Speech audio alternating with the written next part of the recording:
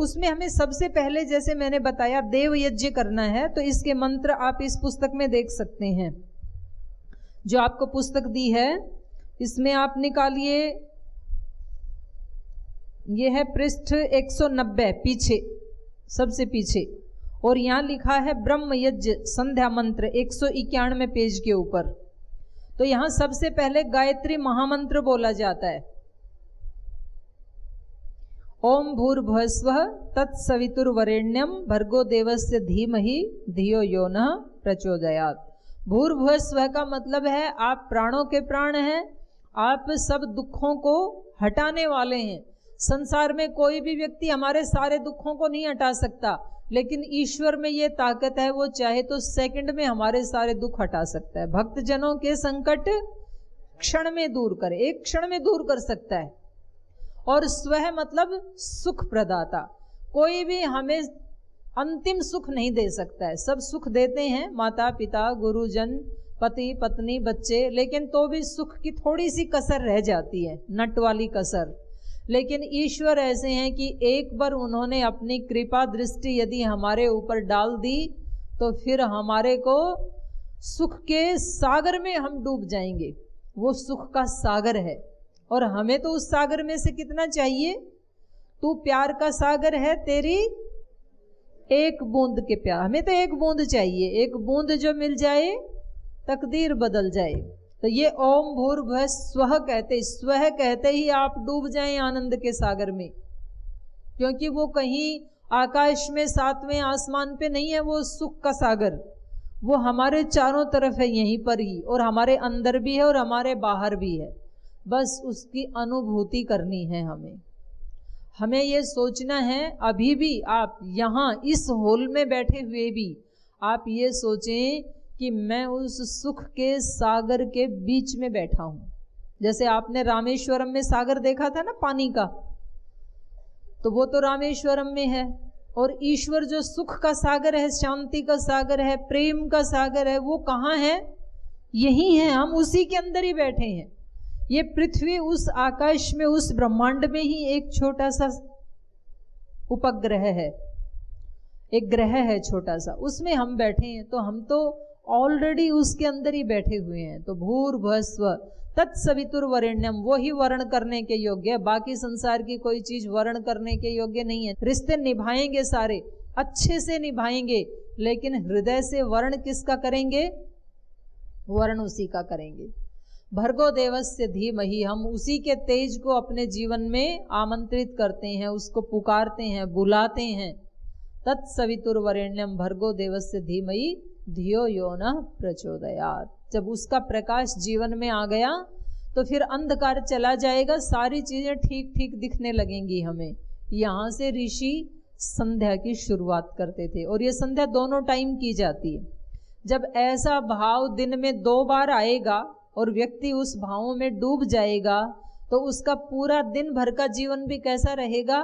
खुशियों से भरा हुआ रहेगा। डिप्रेशन तो कोसों पास नहीं आ सकती है, सूरज के पास अंधेरा आ ही नहीं सकता है।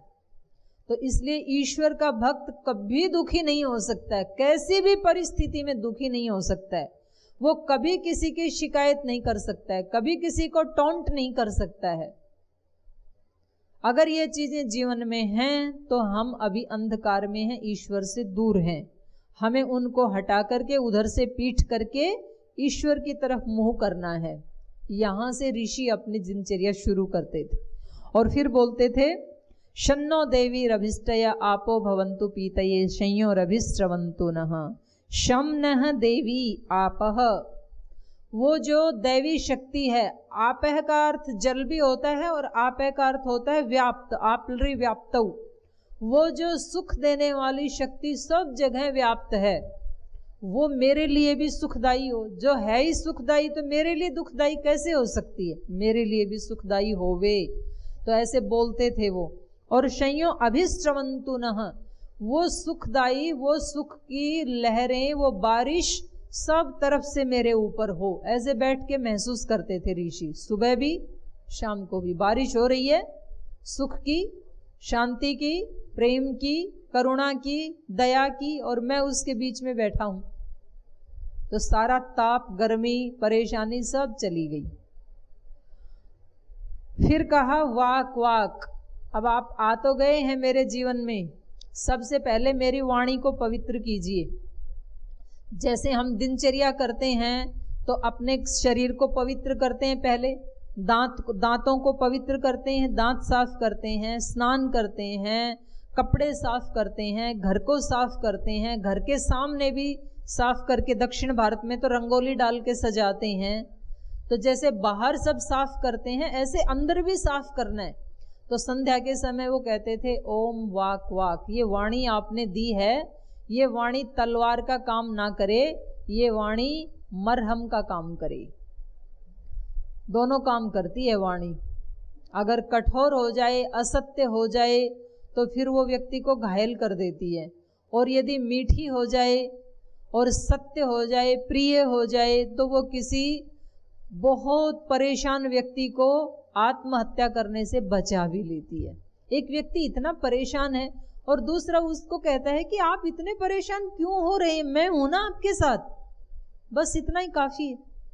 आत्मीयता से बोली हुई एक लफ्ज भी, एक शब्द भी व्यक्ति को महान संकट से उबार लेती है। तो जब कोई दूसरे ऋषि मुनियों की वाणी सामान्य लोगों को उबार लेती है तो भगवान जी मेरी वाणी में थोड़ा सा तो दीजिए कुछ रस। ओम वाक वाक, मेरी वाणी को शुद्ध कर दीजिए, पवित्र कर दीजिए, प्रिय कर दीजिए, ऐसे प्रार्थना करते हैं भगवान से। ओम प्राणः प्राणः, मेरे प्राण कैसे हो, उत्तेजना पैदा करने वाले ना हो, सेवा करने वाले प्राण हो मेरे। प्राणायाम करके हम प्राणों को पुष्ट करते हैं और वो ताकत, वो शक्ति किस में लगे, सेवा में लगे। नहीं तो वो ही शक्ति कहीं दुराचार व्यभिचार में लग रही है लोगों की, तो वो प्राण शक्ति अशुद्ध हो गई, दूषित हो गई, गंदी हो गई वो। और मेरी प्राण शक्ति को मैं शुद्ध करके सेवा में लगाना चाहता हूं। प्राण प्राण चक्षुश्चक्षुः, मेरी दृष्टि कैसी हो, एक होती है सामान्य दृष्टि, एक होती है पवित्र दृष्टि, वो ऋषियों की होती है, एक होती है दिव्य दृष्टि, वो योगियों की होती है, और एक होती है ब्रह्म दृष्टि, भागवत दृष्टि जो महाराज जी भी बोलते हैं। तो दृष्टि में बहुत अंतर होता है। दृष्टि बहुत कठोर भी होती है, परुष। जैसे आप किसी व्यक्ति की तरफ जिसके साथ आपके नंबर नहीं मिलते हैं, जब वो सामने आया ऐसे देखा उसको, फिर उसने ऐसे करके देखा, दोनों का आंकड़ा 36 का देखा, बस बोला नहीं कुछ भी। दृष्टि बड़ी परेशान कर देते। उससे पूछे कि क्या हुआ, बोले मैं उधर गया और उन्होंने मेरी तरफ ऐसे देखा, फिर मैंने कहा कि हाँ देख लेंगे आपको भी, तो मैंने भी वैसे ही देखा। ये कैसी दृष्टि है, ये परुष दृष्टि है, कठोर दृष्टि है ये। फिर एक मृदु दृष्टि होती है, कोमल दृष्टि होती है, जो ऋषियों की होती है। स्वामी जी कैसे देखते हैं आपकी तरफ, बहुत कोमल दृष्टि से, प्रेम की दृष्टि से, सहज दृष्टि से, दिव्य दृष्टि से देखते हैं। तो एक पवित्र दृष्टि होती है।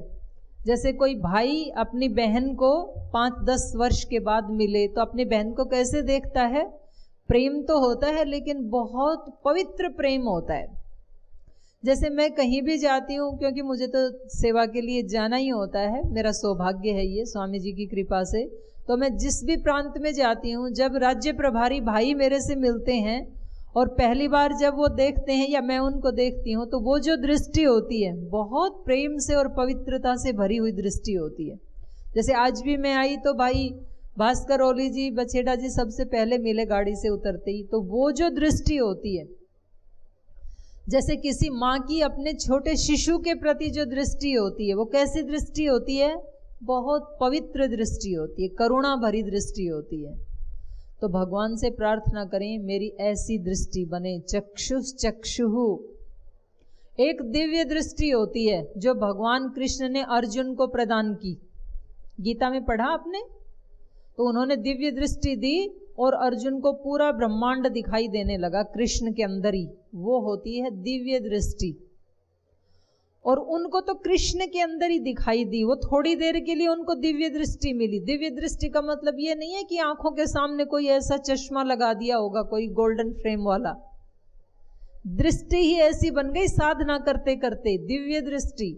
और उससे भी ऊंची दृष्टि है ब्रह्म दृष्टि, भागवत दृष्टि, जिसकी स्वामी जी महाराज बात करते हैं। हमें हर व्यक्ति में, हर प्राणी में, जड़ में, चेतन में, दीवार में, झाड़ू में, फूल में, सब जगह वो ही नजर आने लगे जिस दिन, उस दिन हमारी ये प्रार्थना पूरी हो जाएगी। चक्षुष चक्षुः। तो दृष्टि अनेक प्रकार की होती है, इसलिए ऋषि प्रार्थना करते थे, भगवान मेरी दृष्टि सामान्य दृष्टि से पवित्र दृष्टि बने, पवित्र से भी महान दृष्टि बने, महान दृष्टि से भी दिव्य दृष्टि बने, दिव्य दृष्टि से भी ब्रह्म दृष्टि बने।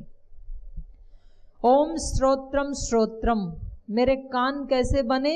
दिव्य कान बने। नहीं तो कान किसी किसी के इतने कच्चे होते हैं कि कोई भी आकर के कहे कि वो तो आपके बारे में ऐसे कह रहे थे। अच्छा, ऐसे कह रहे थे मेरे बारे में? अरे मैं उनके बारे में अभी बता देता हूँ, उनकी कुंडली पूरा पता है मेरे को। उन्होंने मेरे बारे में एक बात कही थी ना, मैं 50 बताता हूँ आपको। अरे भाई पहले कंफर्म तो कर लो उसने कहा भी था या नहीं कहा था। हो सकता है दूसरा व्यक्ति अपनी किसी राग द्वेष से युक्त होकर के ही बात को अलग तरह से घुमा के कह रहा हो। और यदि उन्होंने कह भी दिया तो वो उनका कर्म है, कर्म करना उनके हाथ में था। उन्होंने क्या कहा मेरे बारे में, उन्होंने जो कहा उसको लेना या ना लेना ये मेरे ऊपर निर्भर करता है। मुझे अच्छा नहीं लगता है तो मैं नहीं लूंगा उनके शब्द, और ले भी लिया तो उसको रिस्पॉन्स देना ये मेरा काम है। मुझे रिस्पॉन्स कैसे देना है? उन्होंने जो किया अपने स्तर के अनुसार किया, उनका जितना स्तर था वैसा उन्होंने बोला, और मुझे जो उत्तर देना है वो मेरे स्तर से देना है, क्योंकि मैं उस स्तर पे नहीं आ सकता हूं। इसलिए मुझे कड़वे का उत्तर कड़वा नहीं देना है। तो ये है ओम श्रोत्रम श्रोत्रम। कानों का कच्चा नहीं होना चाहिए व्यक्ति को। घर परिवार में भी उससे झगड़े होते हैं, और ये संगठन भी एक बड़ा परिवार है। अब यहाँ इतने भाई बहन जुड़े हैं, अब मेरे पास तो लाखों लाखों बहनें हैं पूरे देश में, 25 से 30 लाख बहनें संगठन में जुड़ी हैं, और सबके संस्कार तो एक जैसे होते नहीं हैं। तो जब कभी उनको मौका मिलता है तो वो एक दूसरे की बात मेरे को कह के अपने आप को हल्का महसूस करती हैं। अब मैं उन सब की बात सुन करके और यदि वैसे ही रिस्पॉन्स करने लगूं तो मेरे को तो 1 महीने में ब्रेन ट्यूमर आ जाए। फिर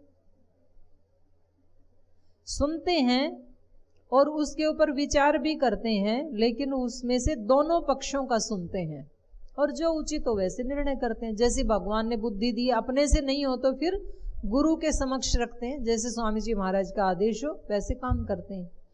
तो ये सारी इंद्रियों के लिए ओम वाक वाक, ओम प्राण प्राण, ओम चक्षु चक्षु, ओम श्रोत्रम श्रोत्रम, ओम नाभि, मेरी नाभि पवित्र हो। नाभि पूरे शरीर का सेंटर है, तो एक तो स्थूल रूप से नाभि पवित्र होना, नाभि में तेल लगाएं रात को सोते समय, और योगासन करें, कपालभाति करें, तब नाभि पवित्र होगी। नहीं तो नाभि का पता ही नहीं, नाभि कहाँ खो गई, पेट ज्यादा मोटा हो गया तो। और दूसरा ये है कि ये केंद्र है हमारे शरीर का, तो मेरा शरीर का केंद्र भी पवित्र होना चाहिए। ओम हृदयम, मेरा हृदय पवित्र करो प्रभु। मैं दूसरों से कड़वा बोलती तो नहीं हूं, वैसा व्यवहार भी नहीं करती हूं, लेकिन भाव ऐसे आ जाते हैं, क्या करूं। किसी ने मेरे को कष्ट दिया तो उसको याद करके मेरे अंदर भी वैसे भाव आ जाते हैं। तो वो कोई कैसा भी व्यवहार करे लेकिन मेरे अंदर वैसा भाव ना आए, ऐसा आप मुझे शक्ति संपन्न कर दो। तो ये है हृदयम। फिर कहा ओम कंठः, हृदय तो अच्छा है लेकिन कभी कभी कंठ से कड़वा बोल देते हैं। तो आपने सुना होगा ना ऐसे, जी मैंने वो शब्द बोल तो दिए पर मेरी ऐसी भावना नहीं थी, मेरी इंटेंशन ऐसी नहीं थी।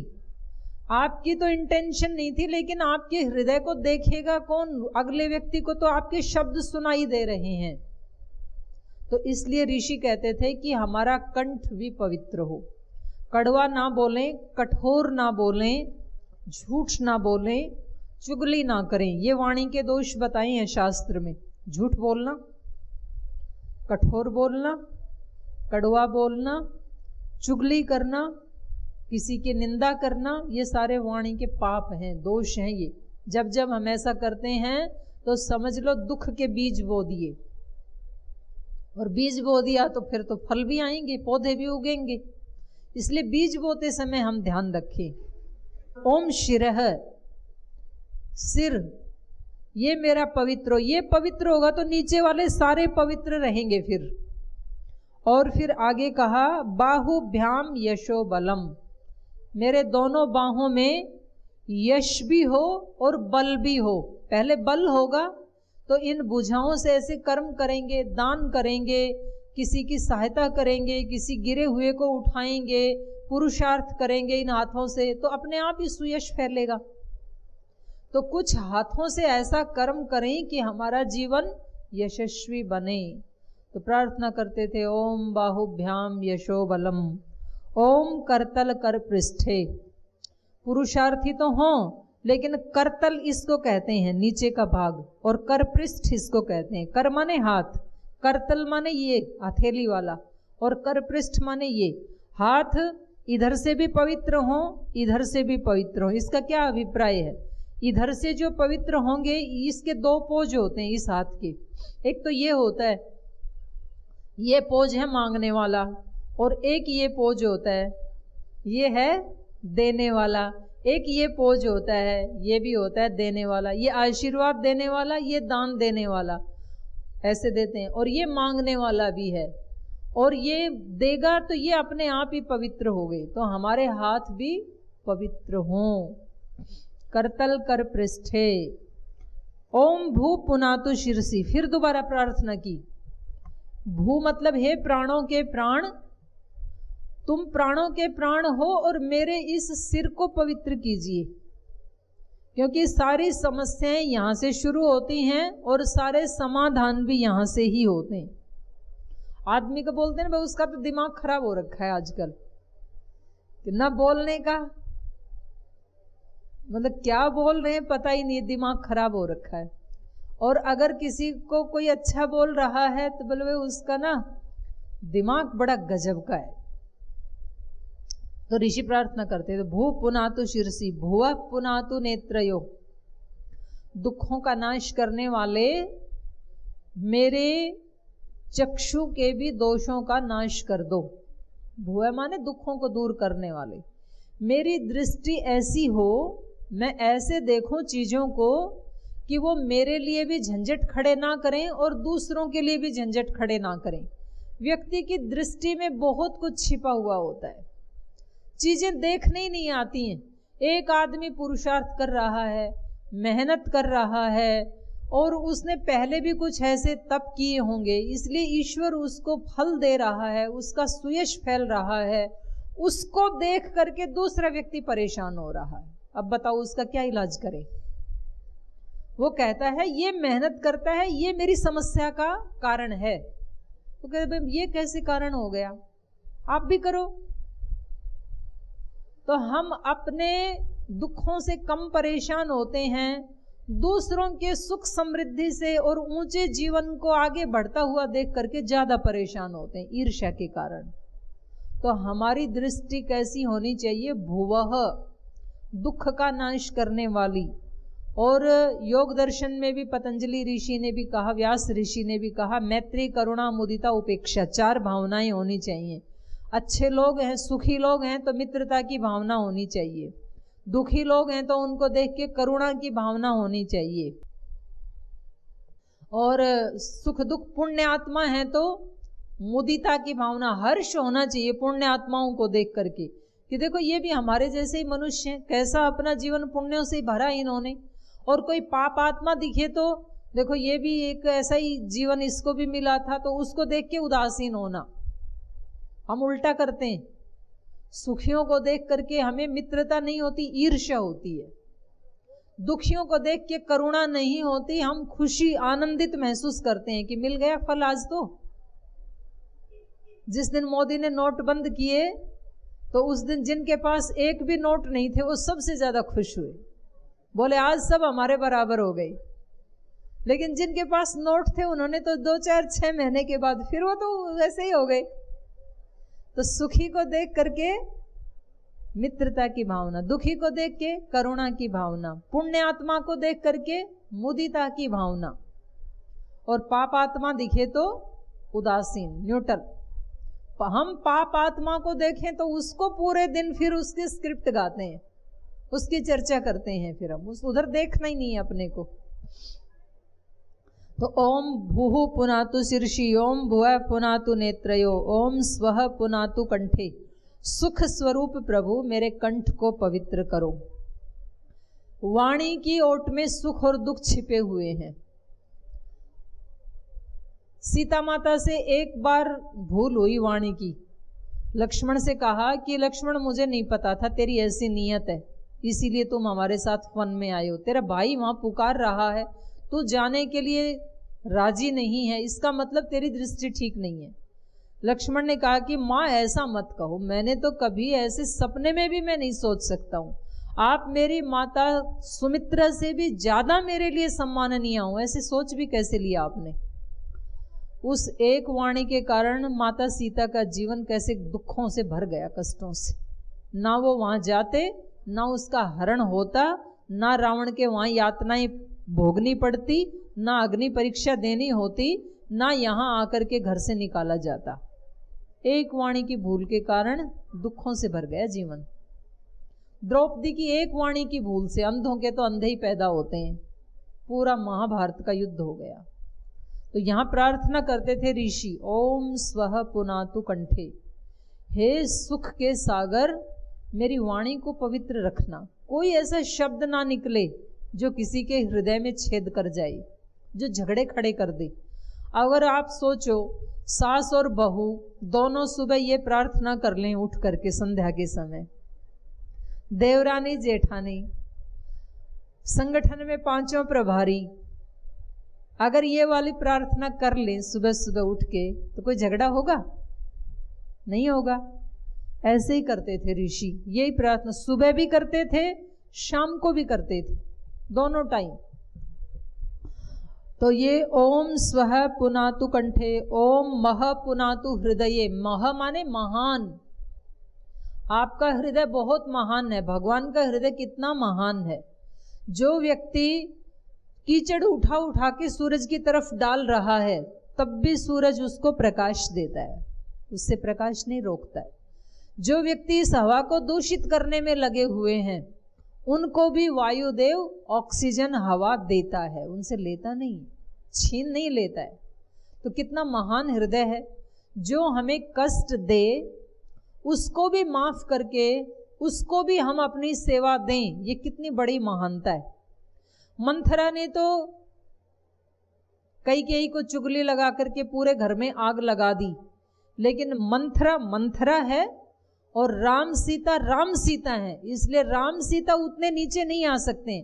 जब वो वन में जाने लगे तो अपनी माताओं का उन्होंने आशीर्वाद लिया चरण स्पर्श करके, और अपनी माताओं के साथ साथ मंथरा का भी आशीर्वाद लिया। यह है राम सीता की महानता। तो कोई अपने उससे नीचे गिरे तो गिरे, मैं क्यों गिरूं?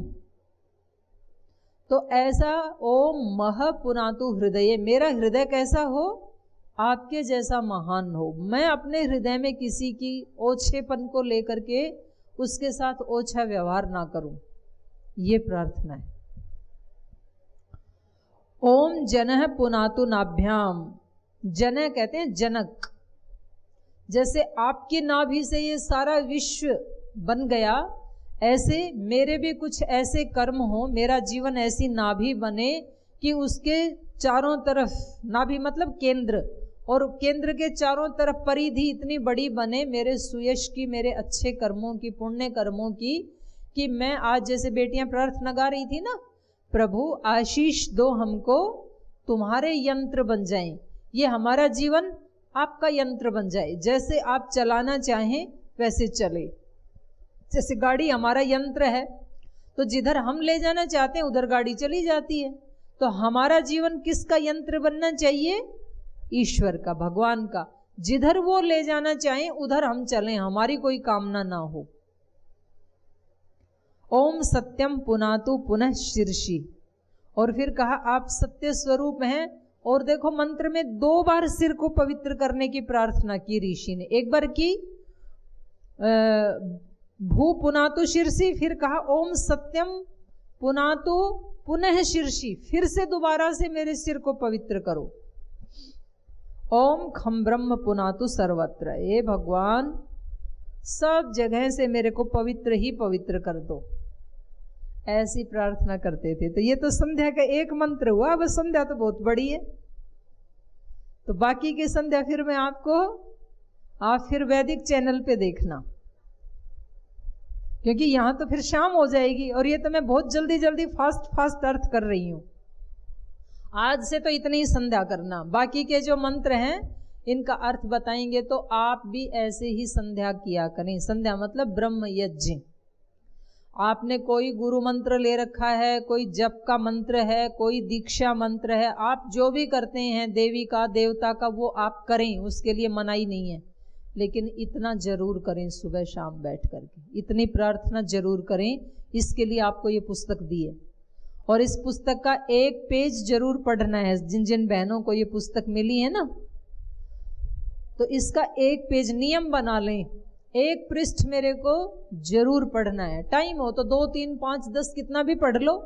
और एक बार पूरी पढ़ ली तो दोबारा पढ़ो, तिबारा पढ़ो, 10 बार पढ़ो। जितनी बार पढ़ोगे कुछ ना कुछ नया मिलेगा आपको। ये ऋषियों के वचन है इसमें। तो ये संध्या के बारे में बताया मैंने।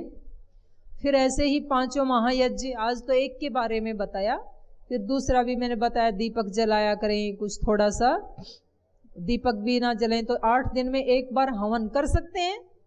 हवन कर सकते हैं 8 दिन में एक बार। कर सकते हैं, नहीं कर सकते हैं? कर सकते हैं। कौन कौन एक बार जरा हाथ उठा लीजिए जो कर सकते हैं। तो बहुत सारे कर सकते हैं। चलो आपके लिए मैं ताली बजाती हूँ। अपने ही लिए है, दूसरे के लिए नहीं है। तो अपने लिए जो जो अच्छा है वो क्यों ना करें, हम करें। तो जिसको हवन आता है, हवन के मंत्र भी इसमें लिखे हैं। हवन नहीं भी आता है, केवल गायत्री मंत्र से आहुति दे दें। गायत्री मंत्र तो आता ही होगा सबको। ओम भूर्भुवस्सुवः तत्सवितुर्वरेण्यं भर्गो देवस्य धीमहि धियो यो नः प्रचोदयात् स्वाहा। और इतना भी ना आए तो ओम अग्नये स्वाहा, इतना बोल लेना बस। ओम अग्नये स्वाहा, ओम अग्नये स्वाहा। और इतना भी ना बोलना आए तो ओम स्वाहा, इतना तो बोल लेना कम से कम। इतना ही बोल के हवन कर लेना। और फिर आप देखना आपके घर में किस तरह से चारों तरफ से समृद्धि आती है। ये नियम है भगवान का।